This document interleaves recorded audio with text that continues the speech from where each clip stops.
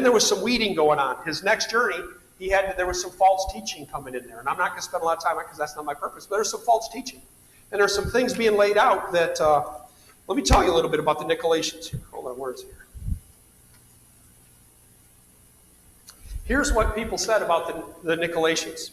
And he finished chapter, verse 7 talking about that, but this is what's going on. Irenaeus says of the Nicolaitans that they lived lives of unrestrained indulgence.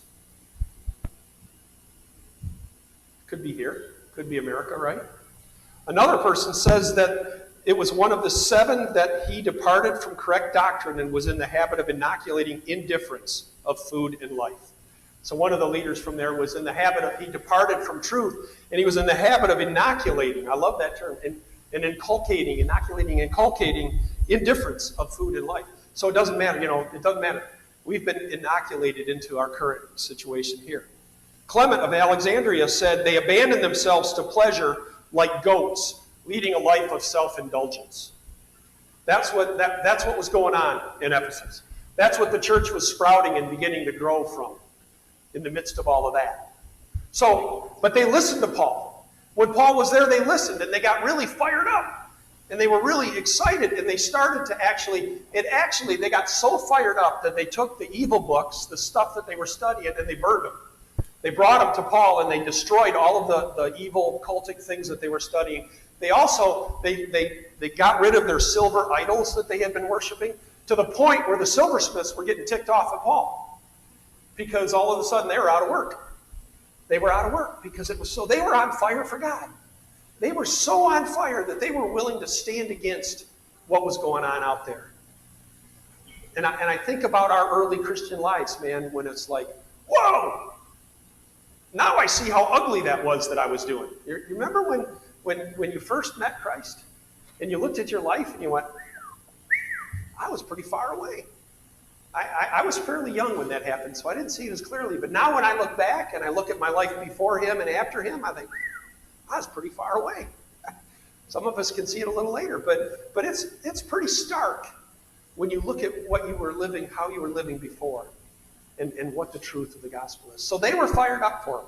They were really excited. So Paul went back on his third journey and he started to weed. He started to share that. He started to tear that out, teach more doctrine to them, more better thing. And then he nurtured them and he grew them through. And this church began to grow. And the church began to grow and become solid, just like this little church did.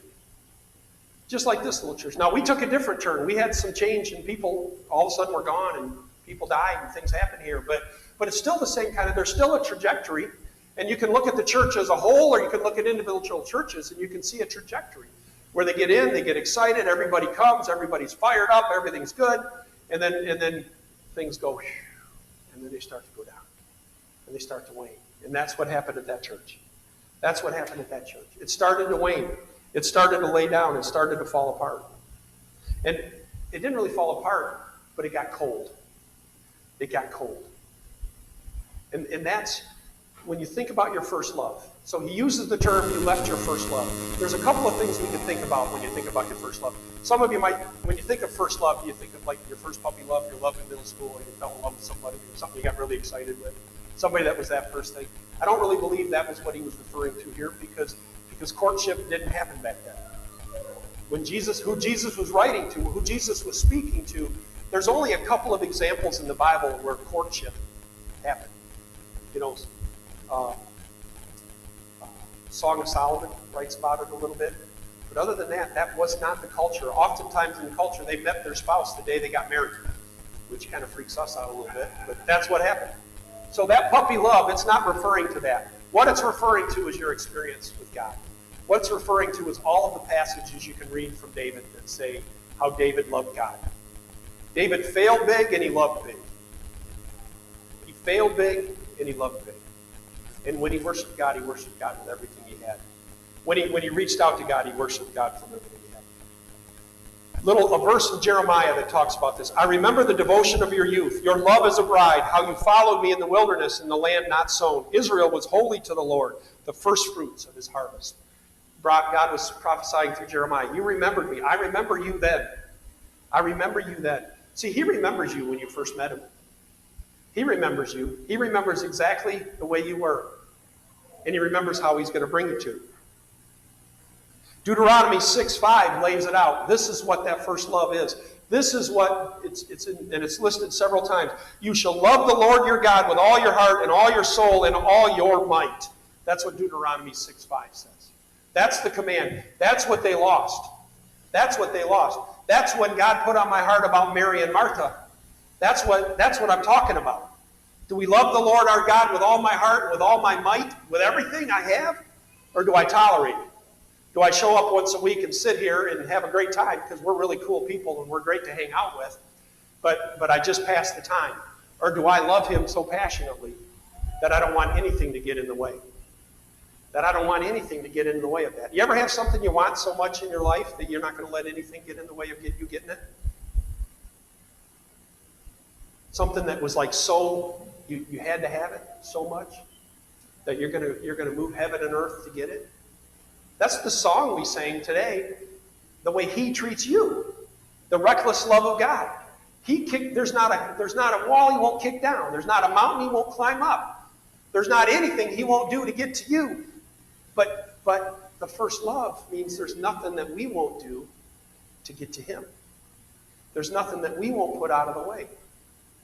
If it means coming, getting someplace early and being pressed in and being ready to experience God, then that's what it means. If it means putting stuff in my life aside that I need to put aside because they're getting in the way, maybe it's a game on my phone, or maybe it's a novel that I'm reading, or maybe it's something that I'm focusing my attention on that's not him and it's not bringing me closer to him. Whatever that is, I need to set that aside.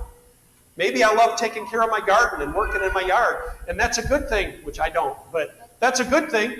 And if I really do, but if I put that ahead of him, then it's getting in the way. If it's whatever it is, maybe it's your job, maybe you're really good at what you do. Maybe you're focused on that, or your education, or your family. Maybe you're focused on your family. You're not going to let anything get in the way between you and your family, not even God. Not even God. Now that sounds rough, but it's true. He doesn't even want that. You know the first place the word love comes in the Bible? It's in Genesis, when God talks to Abraham about taking his son to sacrifice him. Take the son whom you love and take him up and kill him. That's the first time the word love shows up in the Bible. So I think it's significant that we understand that the love that he's talking about is a love that puts everything aside except him. That we'd be willing to. The grace of God says we don't have to, but that we would be willing to sacrifice our family, our everything, for him. When we come to that place, we're at a place where there's nothing that can get between us. You're starting to push stuff aside. You're starting to move things aside so that it doesn't happen. Oh, hold on.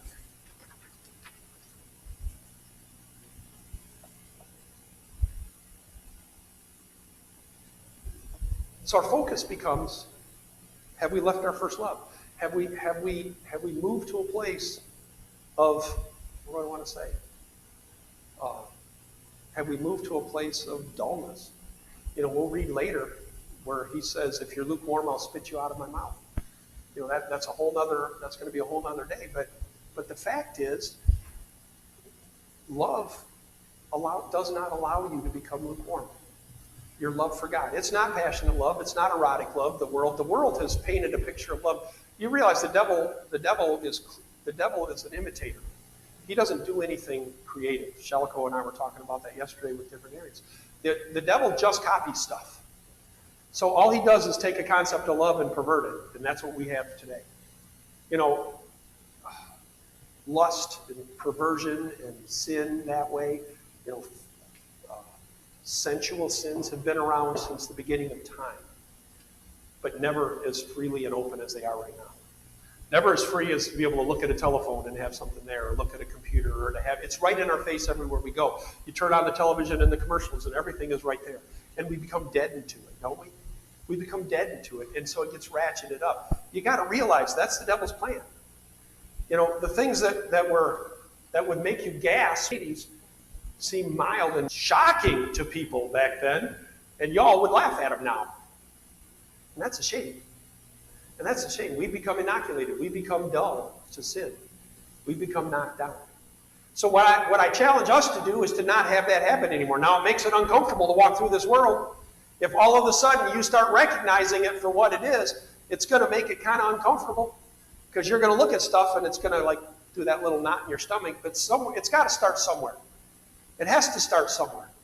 We have to set a standard. We have to set a standard in our lives and as a people. Because if we don't, we end up where we're at. We end up where we're at. Jesus talked about it all the time. But Jesus talked about love. Whenever Jesus talked about love, there was another word that came with it, and that was obedience. It was always lined up. And it wasn't because Jesus was a hard taskmaster. It wasn't because he was like, obey me. No. What he was talking about was, if there is pure love, obedience comes naturally. It's easy. It's easy to do things for one another as a couple when we get married. It's easy to do things forever. It's the easiest in the first couple of years of marriage, because you're like still infatuated. You're still fired up. And then as time goes by, it gets a little more difficult. As time goes by, it gets like, oh. It's not that it's more difficult, but we start to take things for granted. You know, I see something going on back there. So, but it's so easy to take things for granted. It's so easy to just expect stuff and then not have it. And I've said it before. I might have said it last week. You know, the opposite of love isn't hate. It's apathy. The opposite of love is apathy. That's why Jesus said, I wish you were either hot or cold, but you're lukewarm, so I'll spew you out of my mouth. You were apathetic. We cannot become apathetic. We cannot allow our weekly giveaways, our August 1st. We can't allow our Welcome Home Ministries to get old. We can't allow it to get old. There's new people. There were new people here yesterday. And they needed to see the love of Christ. And there were old people, not old in age, but there are old people all the time that needed the love, needed the touch of the Father. You sat and talked with a young man, an older man that does that. You know, there's people that will say to us, I should come, I'll be there Sunday morning, and they're not. But it doesn't matter, because they were there Saturday afternoon and God can touch them. So we've got to be careful not to be Martha. We've got to be careful not to get too busy. We've got to be careful not to be too busy. But the only way we can do that is to set aside what we're doing and focus on Him, on our love for Him. It's our love for Him that'll sustain us. It's our love for Him that allows us to say yes to each other, even when we don't want to. It's our love for Him that allows us to continue to pray for Colby as he goes back home. It's our love for him. Yes, it's our love for Colby, but it's really not. It's our love for him, because that's what he brings out in us. It's going to be your love for him, Colby, that's going to allow you to stand through all of the crap you're going to go through when you go back home. Because he is a constant. He's the only constant in this world. He's the only constant. We aren't. We're not constant. We don't hold on to things that long. We lose interest. So what did Jesus say about it? He said, if you love me, you will keep my commandments. John 14:15. He who does not love me does not keep my words. So the positive and the negative, but it's pretty straightforward. This is my commandment, that you love one another as I have loved you. When Jesus was asked, what's the greatest commandment? What's the most important thing? What did he say? Love the Lord your God with all your heart and all your strength, and love one another. Those are the two commandments. In those things, the rest of the law and the prophets is fulfilled. The rest of them are fulfilled. Well, if he said that, it must mean something. In that, if you love the Lord your God with all your heart, with all your soul, with all your strength, if you put him first in everything in your life, and that's really what he's saying to the church of Ephesus, you stop putting me first. You stop putting me first.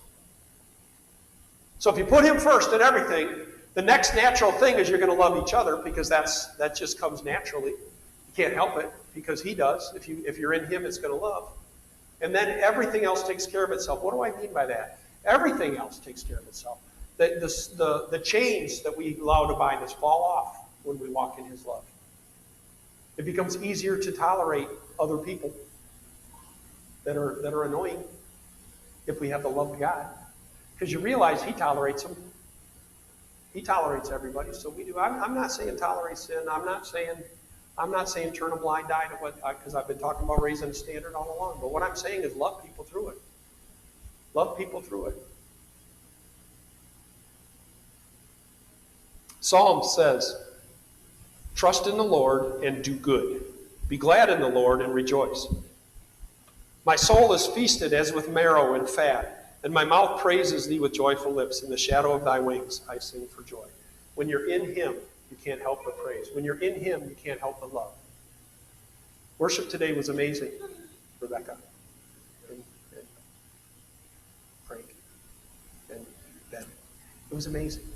And that's what Rebecca and I talked a little bit before today. And she said to me, I'm going to put you on, I'm not putting this, but I don't always tell you everything she says to me, but she says to me, Pastor, I don't want to take over the whole